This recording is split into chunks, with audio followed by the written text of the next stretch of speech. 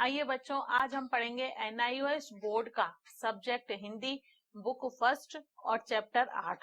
8 number जो chapter है उसका नाम है दो कलाकार और उसके लेखक हैं मनु भंडारी। इस चैप्टर में जो मुख्य पात्र है जिनके नाम आएंगे वो हैं अरुणा, चित्रा, फूलियादाई और एक मनोज का नाम आएगा जिसकी सगाई अरुणा से की हुई है, और एक मुख्य नाम आएगा मृत भिखारिन और उनके 2 बच्चे। ये कहानी के पात्र हैं। अब इस कहानी में लेखक मनु भंडारी ने इस कहानी के द्वारा एक ऐसे कलाकार का चित्रण किया है जो अपने चित्रों के द्वारा लोगों को जीवन का सुधारना, संवारना और गढ़ना, यानी कि लोगों के जीवन को सुधार रहा है, न कि कागज पर सिर्फ चित्र बना रहा है। वो है कहानी की मुख्य पात्र अरुणा। इसमें चित्रा और अरुणा दोनों हॉस्टल में एक साथ एक ही कमरे में रह रही हैं, जिससे उनका संबंध बहुत घनिष्ठ है। दोनों एक दूसरे से बहुत ही ज्यादा समय से 6 साल से साथ रहने पर दोनों का घनिष्ठ संबंध हो गया है। अब चित्रा जो है वो अपने चित्रों के द्वारा उसकी पब्लिसिटी प्राप्त करना चाहती है, वो बहुत मशहूरी लेना चाहती है और उसका ये पैशन है कि मैं जो है चित्रों के द्वारा आगे बढ़ के अपने जीवन में कामयाबी हासिल करूं।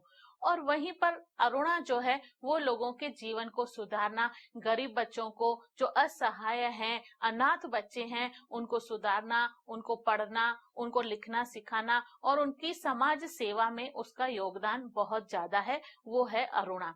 अब ये दोनों जब हॉस्टल में साथ रह रही हैं तो एक दिन की बात है जब फूलियादाई का बच्चा जो है वो बीमार हो जाता है और अरुणा जो है वो दोपहर से ही उसके घर पर उस बच्चे को संभालने के लिए उसके साथ बैठी हुई है। रात को बहुत देर हो जाती है। वो जैसे ही हॉस्टल के कमरे में आती है तो चित्रा को गहरी नींद नहीं थी, क्योंकि उसको भी चिंता हो रही थी, वो सुबह से बाहर थी अरुणा, तो इसलिए उसने अरुणा का जो खाना है वो मेज से लेकर के अपने कमरे में रख दिया था। जैसे ही चित्रा उसका खाना गर्म करने के लिए उठ रही थी तो अरुणा ने मना किया कि रहने दो, मुझे खाना नहीं खाना है। तब चित्रा ने बड़े स्नेह से उससे पूछा कि क्या हुआ रूनी। तो रूनी मतलब अरुणा को ही वो प्यार से बुलाती है। तब अरुणा ने कहा कि उस बच्चे को नहीं बचा सके, बहुत कोशिश की पर वो बच्चा नहीं बचा और वो बहुत ही दुख के साथ गम में वो लीन हो गई और वो उसके आंसू जो है वो आंखों से छलछला रहे थे। तब चित्रा ने स्नेह से उसकी पीठ को थपथपाते हुए बोला कि अब दुख करने से कुछ नहीं होगा, होने को कौन टाल सकता है, जो होना था वो हो गया, अब दुख नहीं करो और तुम सो जाओ, कुछ खा लो। अरुणा ने कुछ खाने से मना किया और वो सो गई। कुछ समय बाद धीरे धीरे समय के साथ साथ ये गम भी कम होकर के खत्म होने लगा। फिर कहानी में एक नया मोड़ आता है। एक दिन क्या होता है, वहां पर अरुणा जिसकी सगाई मनोज से की हुई है तो मनोज का पत्र आता है और वहीं पर चित्रा जो बहुत समय से अपने पापा से, अपने पिताजी से परमिशन ले रही थी विदेश जाने की, उसको नहीं मिल रही थी, लेकिन उस दिन उसके पिताजी का भी पत्र आया। तो जैसे ही अरुणा घर पे आई तो चित्रा ने उसे बताया कि देख अरुणा, मेरे पिताजी का पत्र आया है और उन्होंने मुझे विदेश में जाने के लिए परमिशन दे दी है। जैसे ही मेरी पढ़ाई पूरी हो जाएगी मैं विदेश चली जाऊंगी और वहीं पर ही इन पेंटिंग्स के द्वारा अपने पैशन को मैं पूरा करूंगी और पब्लिसिटी प्राप्त करूंगी। ऐसे उन दोनों में आपस में बातचीत होती रहती है। तब अरुणा जो है उसको समझाते हुए, उसको सुझाव देते हुए कहती है कि देख चित्रा, तू धनी पिता की इकलौती पुत्री है, तुम्हारे पास पैसा भी है, तुम सक्षम भी हो, तुम्हारे पास जो है कला भी है और तुम किसी का चाहो तो जीवन क्यों नहीं सुधार सकती हो। तुम चाहो तो अपने चित्रों के द्वारा तुम किसी का जीवन सुधार सकती हो, लेकिन फिर भी चित्रा जो है वो अपने पेंटिंग को ही, अपने चित्रों के द्वारा ही पब्लिसिटी प्राप्त करना चाहती है और उसको कोई असर नहीं हुआ। एक दिन की बात है जब वहां पर शहर में 8 दिन से मूसलाधार वर्षा हो रही थी और बहुत ही गांव में स्थिति दयनीय हो गई। तब अरुणा ने चित्रा को कहा कि मैं प्रिंसिपल सर से परमिशन लेके आई हूँ और मैं वहां पर बाढ़ पीड़ितों की सेवा करने के लिए सीनियर सेवकों के दल के साथ जा रही हूँ। तब चित्रा उसको कहती है कि देखो, एग्जाम पास में है, इम्तिहान की तैयारी करती नहीं है और पूरा दिन तुम समाज सेवा में लगी रहती हो, फिर उसको थोड़ा मजाक में उसके ससुर साहब का डर दिलाती है कि अगर फेल हो गई तो तुम्हारे ससुर साहब क्या कहेंगे, इतना पैसा तुम्हारे पीछे खर्च कर रहे हैं, तुम समय खराब ना करो। तो वो कहने लगी कि नहीं मैं तो जाऊंगी, मुझे परमिशन दे दी है प्रिंसिपल साहब ने, और वो चली जाती है। जैसे ही वो वहां पर बाढ़ पीड़ितों की सेवा करके और जब वो 3-4 दिन के बाद थक करके घर आती है तो वो बहुत ही थकी हुई और आराम के मूड में है। वो खा पी के नहा धो के जब सो जाती है तो अचानक उसकी नजर जो है वो चित्रा के चित्रों पर पड़ती है। 3 चित्र उसने ऐसे देखे जो हूबहू अरुणा ने वहां पर बाढ़ पीड़ितों की सेवा के लिए जो चित्र देखे थे, सेम के सेम चित्र हूबहू वो चित्र जो है चित्रा ने अपने घर पे बना के रखे थे। तब अरुणा ने कहा कि कैसी है ये चित्रा, कि अगर कोई भी दुनिया में घटना हो जाए उससे उसको कोई मतलब नहीं है, वहां पे लोगों के जीवन जीने के लिए उनको खाने के लाले पड़ रहे थे और यहाँ पे फिर भी उसको इसमें चित्रों की सूझी और उसने वो चित्र बना डाले। उसका मूड थोड़ा खराब हो जाता है लेकिन फिर भी वो सो जाती है, उसको गहरी नींद आ जाती है। और कुछ समय बाद चित्रा जब घर लौटती है तो अरुणा को बहुत ही प्रसन्न होकर ये खबर सुनाती है कि अगले सप्ताह में मैं हिंदुस्तान की सीमा के बाहर चली जाऊंगी और हिंदुस्तान की सीमा के बाहर पहुंच जाऊंगी। तब कुछ ही समय में अरुणा के सामने जो 6 साल तक इन्होंने साथ साथ दिन बिताए थे वो सीन सारे वो दृश्य जो है वो घूमने लगे। चलो वो समय आ गया कि जब चित्रा के जाने का समय आ गया कि वो उस दिन जब जा रही थी विदेश तो सारे लोग, हॉस्टल की सारी लड़कियां उसको विदा करके और जब उसको घर पे छोड़ने आई तब वह अंत में चित्रा अरुणा को बोलती है कि थोड़ी देर में मैं गुरुजी से मिलकर के आती हूँ। तब तक अरुणा ने उसके जाने की पूरी तैयारी कर दी थी। अब जब वह गुरुजी के पास जाती है तो लौटते समय क्या देखती है, यहाँ पर एक नया मोड़ कैसे आता है कहानी का, वो अभी हम आपको बताते हैं। गुरुजी के घर से जब वह लौट रही थी तो रास्ते में क्या देखती है कि रास्ते में एक गर्ग स्टोर है, यानी कि एक शॉप है। वह शॉप के पास में, उस दुकान के पास में एक पेड़ है और उस पेड़ के नीचे हमेशा की तरह एक भिखारिन बैठा करती है। अब आज क्या होता है वो अभी आपको बताते हैं। आज उस भिखारिन की वहां पर मौत हो चुकी है पेड़ के नीचे, यानी वो एक मृत भिखारिन की अवस्था में वहां पर बैठी है और उसके 2 छोटे बच्चे उसके सूखे शरीर से लिपटकर पास में चिपक कर रो रहे हैं। ये दृश्य जब रास्ते में आते समय चित्रा ने देखा तो चित्रा जो है वो वहीं पर रुक जाती है और वहीं पर रुक करके उनका स्केच बना डालती है और वहां पर बहुत सारी भीड़ भी इकट्ठा हो जाती है। सारे दर्शक ऐसे खड़े होते हैं, कुछ बोलता है होने को कौन टाल सकता है, पता नहीं क्या हो गया, अभी तो बैठी थी, अभी तो दिखी थी, ऐसे करके सब अपनी अपनी बातें बना रहे हैं। और चित्रा भी उस भीड़ से जब तक निकले तब तक उसको थोड़ी सी देर हो जाती है।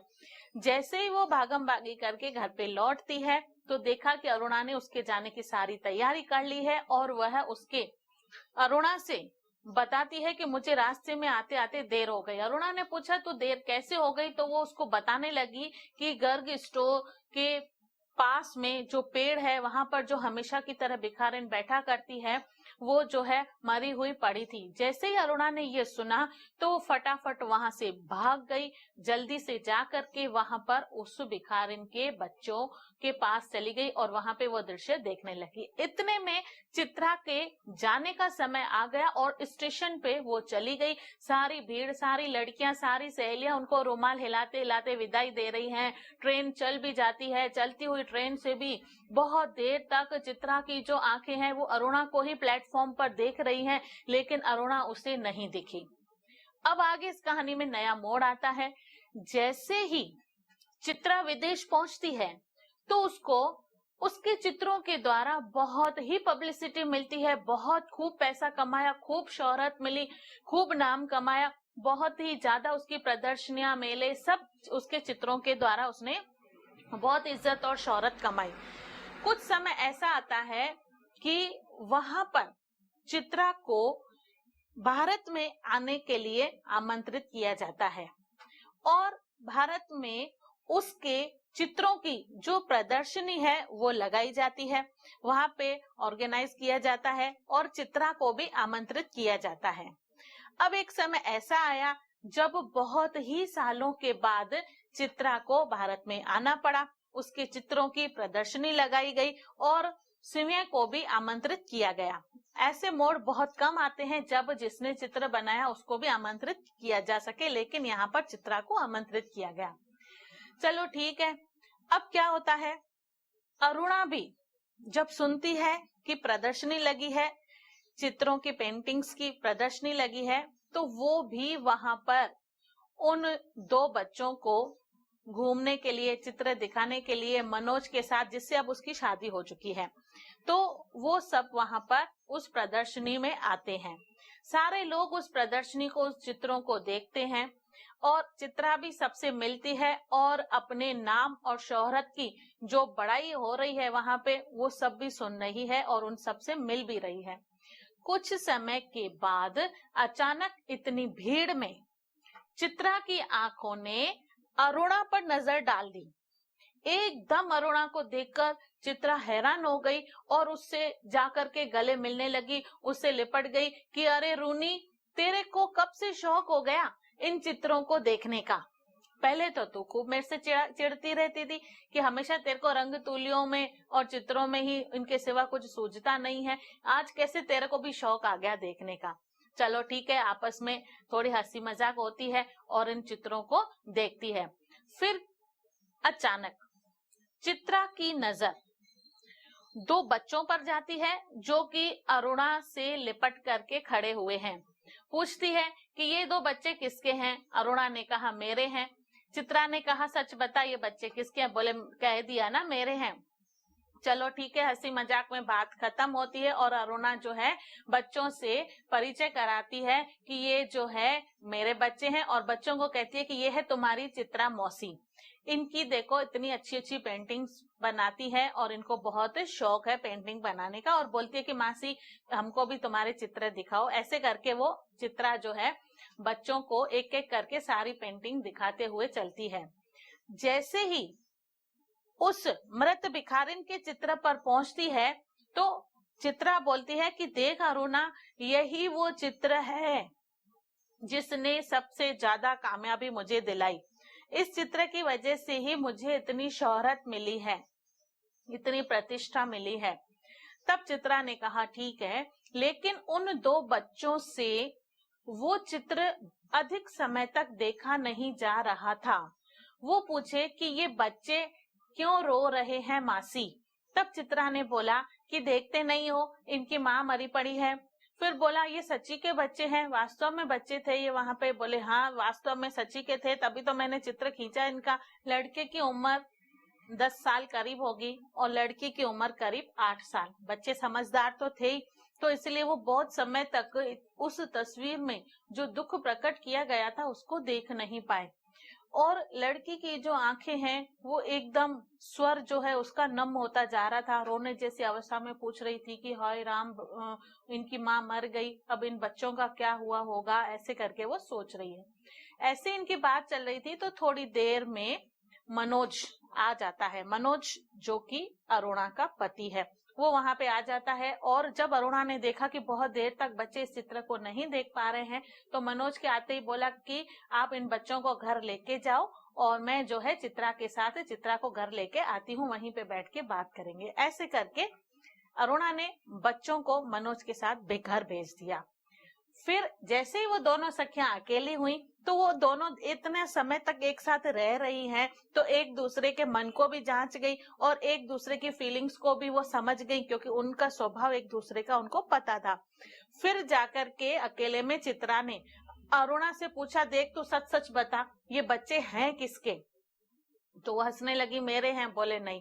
ऐसे करके फिर अरुणा जो है चित्रा को उस तस्वीर के सामने, वो तस्वीर जो मृत भिखारिन की थी, उन अनाथ बच्चों की थी, जिसके द्वारा अखबार के कॉलम बढ़ गए और चित्रा को इतनी पब्लिसिटी मिली।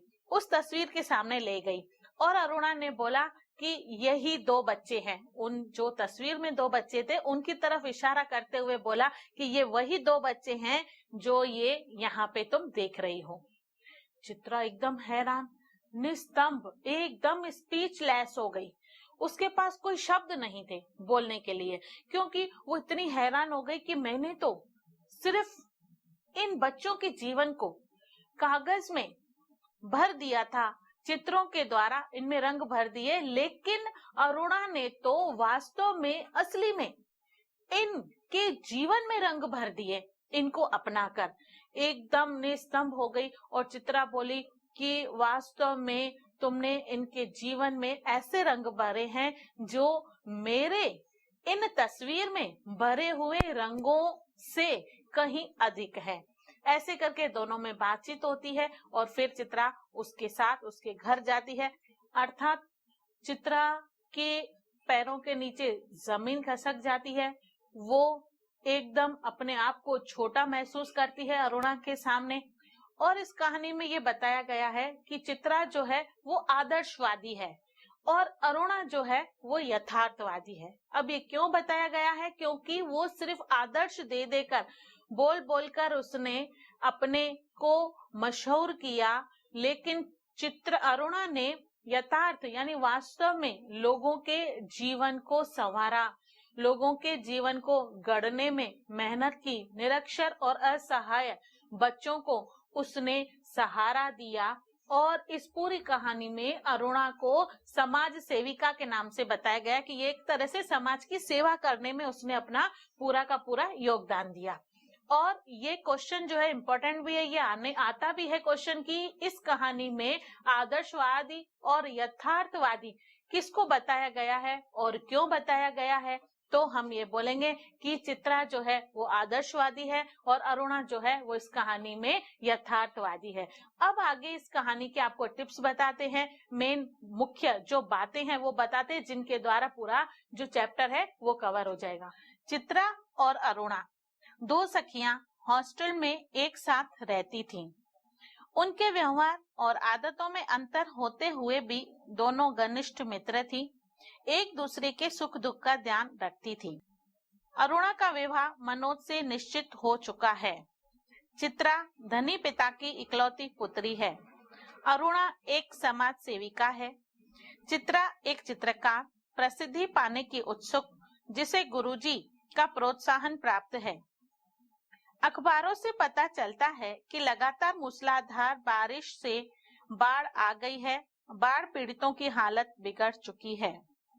अरुणा शिविर में जाती है और बाढ़ पीड़ितों की सेवा करती है। चित्रा उन पर आधारित चित्र बनाती है। गर्ग स्टोर पर भिखारिन की मृत्यु हो जाती है।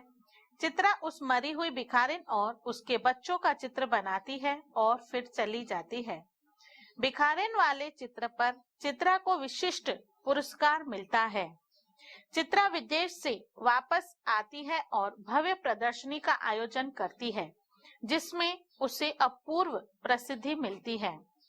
प्रदर्शनी में अरुणा का चित्रा से मिलन होता है। अरुणा के साथ 2 बच्चों को देखकर चित्रा अवाक रह जाती है। चित्रा को पता चलता है कि अरुणा के साथ आए दोनों बच्चे उसी भिखारिन के हैं जिसका चित्र उसने बनाया था। वह खुद को अरुणा के सामने बहुत छोटा महसूस करती है।